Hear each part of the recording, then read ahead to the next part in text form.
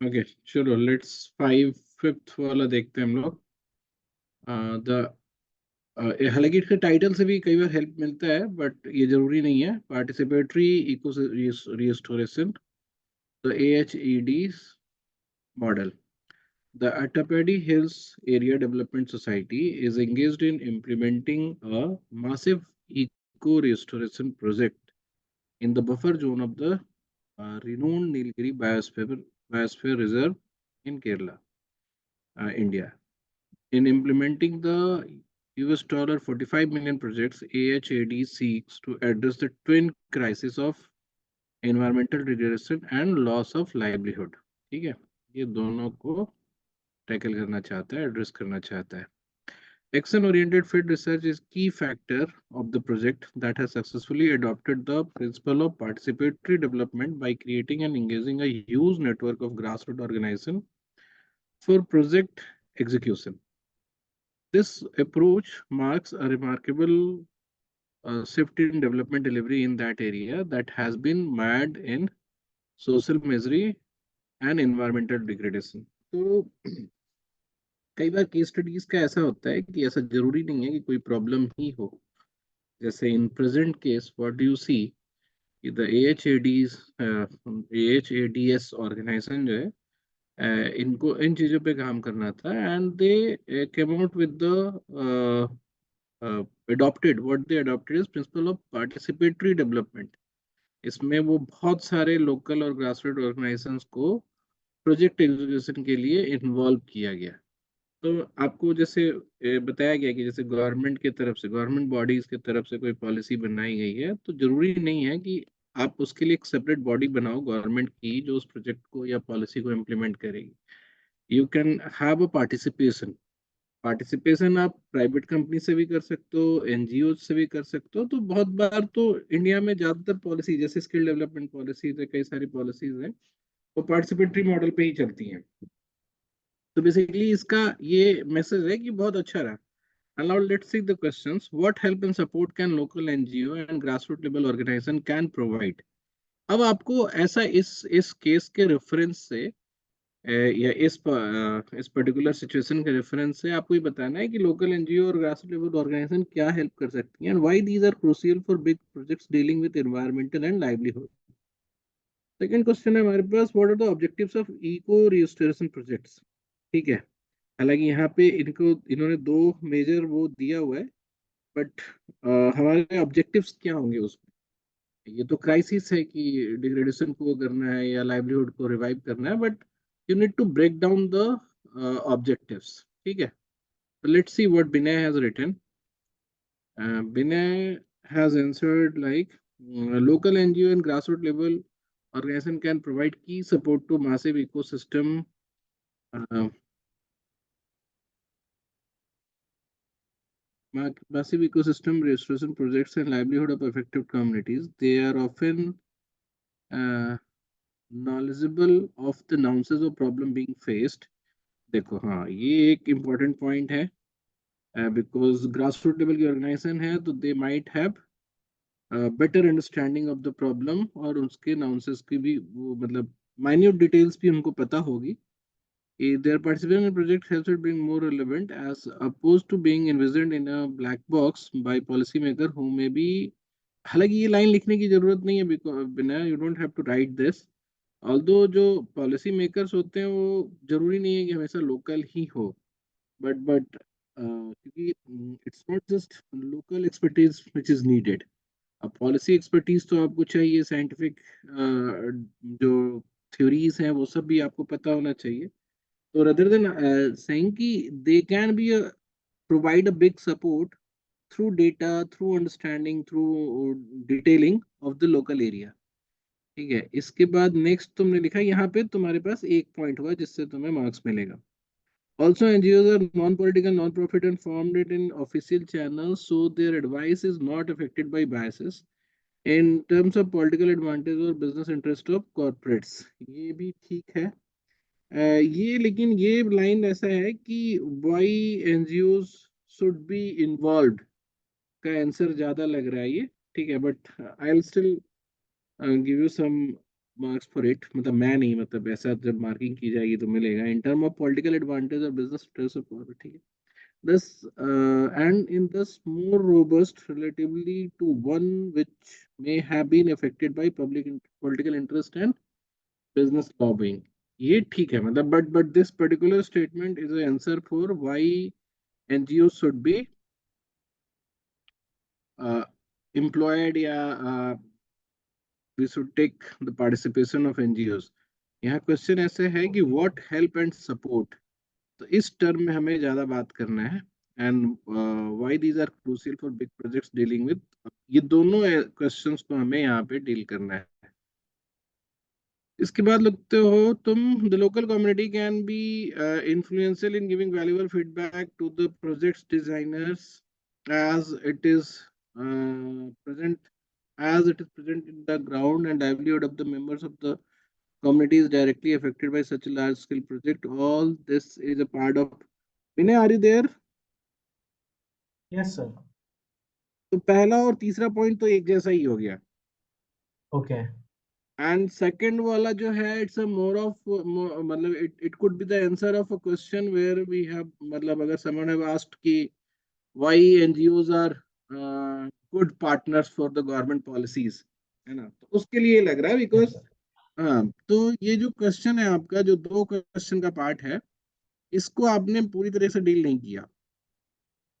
Okay ठीक है, आप ऐसे लिख सकते थे कि लोकल एनजीओ, लोकल जो ग्रास रूट लेवल ऑर्गेनाइजेशंस होती हैं, उनके पास लोकल डेटा होता है, लोगों की तरफ पहुंच होती है, उनकी लैंग्वेज बैरियर नहीं होता है, तो if they are being trained for yes anything, तो वो पास ऑन कर सकते हैं, ऐसा तुम लिख सकते थे।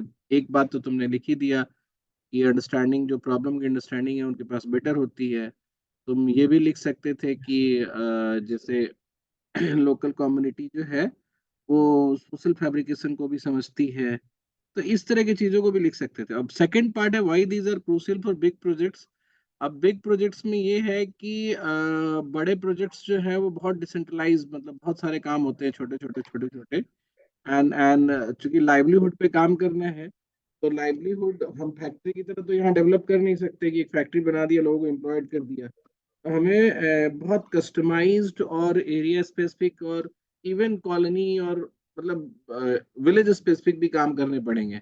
तो उस केस में जो उनका नेटवर्क है, जो उनकी अप्रोचेज हैं, वो हमें बहुत हेल्पफुल होंगी। ठीक है, तो ऐसा करके तुम लिख सकते थे। सेकंड है okay what are the objective, मतलब इसी, मतलब पॉइंट ये है, मैंने कितनी बार बताया, सब्जेक्टिव क्वेश्चंस राइटिंग का या सब्जेक्टिव आंसर राइटिंग का या WAT राइटिंग एबिलिटी टेस्ट का एक सबसे गोल्डन फंडा ये है कि आप उसी चीज की आंसर दो जो पूछा गया है। जब आप उस पर फोकस करोगे ना, तो you will be definitely getting some points in your mind, मतलब ऐसा नहीं होगा कि आप ब्लैंक हो जाओगे। आप ध्यान से सोचोगे, उसी क्वेश्चन पे सोचोगे, तो you will be getting one और टू थिंग टू से, और वही तुम्हें नंबर दिला देगा। ठीक है, तो rather than writing to much of a story और टू मच ऑफ थिंग, इधर उधर से कुछ कुछ लिखने की बजाय कोशिश करो यस कि, सर हाँ, जो पूछा गया है वो बता दो, उसी पे ओके सोचो। अब जैसे सेकंड क्वेश्चन पूछा गया objectives of eco registration projects, तो मैं यही चीज खोजूंगा तुम्हारे आंसर में कि कहाँ तुमने ऑब्जेक्टिव लिखा है। तो ऑब्जेक्टिव है establishment of buffer zone which is isolated ecosystem which has been disrupted by human, cause these buffer zones leads to regeneration of an ecosystem or in some cases recreation with considerable human intervention, introducing flora fauna whose population was drastically reduced। ये एक ठीक है, मतलब थोड़ा point wise भी कर सकते हो ना, तो ज्यादा बेटर रहेगा ना, ऑब्जेक्टिव लिख रहे हैं तो। नहीं, यस सर हाँ, या इंश्योरिंग, हाँ, रिमूवल ऑफ, एकदम ही सबको अलग अलग रखो, रिमूवल ऑफ एलियन स्पीसीज, तो ये जैसे ठीक लग रहा है। ठीक है, मतलब ओके सर चार पांच छह ऑब्जेक्टिव्स तुम आइडेंटिफाई कर पाओ, है ना, तो वो उससे तुम्हें मार्क्स मिल जाएंगे। ठीक है, ये बात समझ में आ गई। यस सर तो नेक्स्ट टाइम से जस्ट रिमेम्बर कि आपको वो तो जवाब देना ही है जो पूछा गया है, ठीक है। Yes, sir. I tenth understand. ने नेक्स्ट जो किया है वो टेंथ वाला किया है। टेंथ है, सेकंड।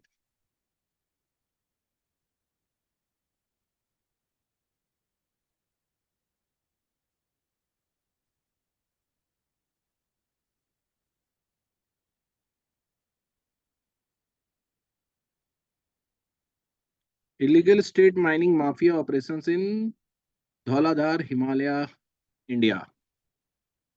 जस्ट सेकंड सर, ये कैसे क्वेश्चंस कर दिए थे? नहीं, हम तो ट्राई में डला हुआ है पहले से प्रगति, हमने बताया था कि सब लोगों को करना चाहिए। ठीक है, I can check everyone's answer. Number कैसे मिलता है ये बताने के लिए एक्चुअली, ऐसा नहीं है कि ये प्रोजेक्टेड क्वेश्चंस हैं, बट यहाँ प्रैक्टिस करोगे तो in similar line you will be getting marks there in public policy वाले एग्जाम में। और जिनको एनएलयू वाले अप्लाई नहीं किए हैं तो इंटरव्यू के लिए बहुत हेल्पफुल है। तो illegal state mining mafia assessments and satellite based GIS, geographic information system mapping, gave a very clear introduction of illegal mining in ecologically fragile Dhauladal range of hills in the sub-Himalayan mountains of Indian northern state of Himachal Pradesh. This practice was illegal, and the inspection reports led to an outcry from the people, press, and activists. However, following a change in government, the mafia-led mining restarted despite standing orders from regulatory authorities, including the courts. Although high priority is accorded to environmental protection, forest conservation, and scientific mining, in practice, political and the vested interest take the front seat. The entire research-led effort, policies, action, and administrative frameworks fails against the vested interest backed by political abettors. ठीक है, ये हमारा situation आ गया। Question है, मैंने पूछा है कि why did regulatory authority fail in this situation. Secondly, describe all the challenges mentioned in this caselet. Almost दोनों चीज सेम टाइप का ही है, but again, regulatory authority, despite giving standing orders, failed in preventing this legal mafia-led mining operations because of a change in government. एक ये भी चीज है, तुमने चेंज इन गवर्नमेंट तो बताया, रेगुलेटरी अथॉरिटी के पास राइट नहीं है पनिश करने का। ये बात समझ में आ रही है? Yes, sir. It's not just in this case, कई सारे केसेस में रेगुलेटरी अथॉरिटी जो है दे आर टूथलेस। जैसे इंडिया में तुम देखोगे तो आईआरडीए या फिर जो वो है सेबी है, they are quite powerful as an regulator. वो कंपनी ब्लैकलिस्ट कर सकते हैं, वो कंपनी को बिजनेस से भी रोक सकते हैं। तो उनका डर होता है कंपनीज में। बट इस केस में क्या है, जो रेगुलेटरी अथॉरिटी है उनका डर नहीं है, बिकॉज दे आर नॉट, मतलब they are not equipped with the punishment scheme. तो अगर ऐसा होता कि पार्टी चाहे कोई भी हो, गवर्नमेंट चाहे कोई भी हो, रेगुलेटरी अथॉरिटी कैन स्ट्रिक्टली मतलब इम्प्लीमेंट देयर डिसीजंस, तो इससे फर्क नहीं पड़ता, समझे। एंड इट्स अ हाँ problem sir. Of every regulatory authority in India except few, कि उनकी जो वो है कि they can create the rules, they can, अब कोई अगर उनके अगेंस्ट जाता है, उनके रूल्स के अगेंस्ट जाता है, तो they can go to court कि इनको हमने ऐसा कहा था बट ये तब भी ऐसा कर रहे हैं, तो कोर्ट अब कितना टाइम लेगी। तो एक नई बॉडी इन्वॉल्व हो जाती है, it will take its own time to और डील विद द केस। तो उससे अच्छा है कि रेगुलेटरी अथॉरिटी के पास ऐसा पावर होना चाहिए। फिर उसमें क्या दिक्कत आती है कि regulatory authority gets too much of power, तो फिर वो भी करप्ट हो सकते हैं। तो ये बड़ा विशियस से साइकिल है, बट स्टिल यहाँ पे तुम्हें वो वाली बात लिखनी चाहिए थी, ठीक है। Yes, समझ sir. गए? तो वैसे, Regulatory authority does not have enough power, right? हाँ, enough power, they don't have a power to punish people who are offending the regulations और लॉ जो भी वो बना रहे हैं। वो नोटिस भेज सकते हैं, वो Understood. कोर्ट में डाल सकते हैं, है ना। Yes, sir. तो हाँ, क्योंकि सुनने में तो यही लगता है जो तुम बोल रहे हो, बट ऐसा है नहीं। मतलब अगर अगर कोई भी गवर्नमेंट बदल जाए, उससे क्या, माफिया है तो क्या हुआ? अब रेगुलेटरी बॉडी तो ऐसा नहीं होता ना कि गवर्नमेंट बॉडी है।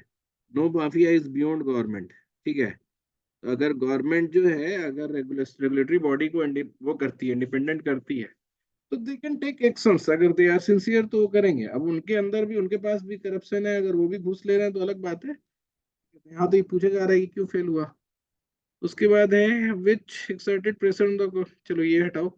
Challenges mentioned opposition by the incumbent government to implementing the policy of shutting down illegal operation, continued presence of organized crime in the form of mining mafia, which is not being prosecuted by the authorized concerned authorities concerned, failure of policymaker in not anticipating the extent to which illegal operations may take place, inability to design a policy which includes giving power to the relevant authority in carrying out operations like setting. हाँ, ये तुमने यहाँ जो लिखा है ना, ये ऊपर चलता। ठीक है। यहाँ पे तुम्हें एक ओके चीज सर। चाहिए था कि इस केस में अगर हम अ, जो ऊपर लिखा हुआ है ना, केस स्टडी में लिखा हुआ है कि जो क्या बोलते हैं, यहाँ पे लिखा हुआ है कि डिस्पाइट स्टैंडिंग ऑर्डर या माफिया लेट, इसमें लिखा हुआ है ना कि साइंटिफिक माइनिंग हो सकता है, high priority accorded to environmental protection, forest conservation and scientific mining। ठीक है। इन प्रैक्टिस, तो अगर हम साइंटिफिक माइनिंग को प्रमोट नहीं कर पा रहे हैं, ठीक है, we are not able to give come with the tenders, और वो माइनिंग राइट्स देकर साइंटिफिक माइनिंग के मेजरमेंट्स को स्टैब्लिश नहीं कर पा रहे हैं, वो भी एक चैलेंज है। ठीक है। Yes sir. तो ऐसे ठीक है, मतलब दिस इज क्वाइट ओके। तो इसी तरीके से तुम्हें कोशिश करना है कि उस क्वेश्चन के उसको समझ के, आस्क को समझ के ही अपना आंसर ड्राफ्ट करो। ठीक है। And go beyond the case. ऐसा नहीं है कि जो केस में लिखा है वही लिखना है। ठीक है। मतलब you can take example of similar situation in other places also. क्योंकि यहाँ तो गॉट चलो इट। ठीक है, ये तो यहाँ पे तो इसी केस की बात की गई है, तो तुम और कुछ नहीं लिखना था तुम्हें। इसी के स्लिट से ही निकाल के लिखना था। बट अदरवाइज इसके ऊपर वाले क्वेश्चन में तुम थोड़ा आउटसाइड दैट केस भी लिख सकते थे। ठीक है। हाँ sir. Okay. Thank you sir.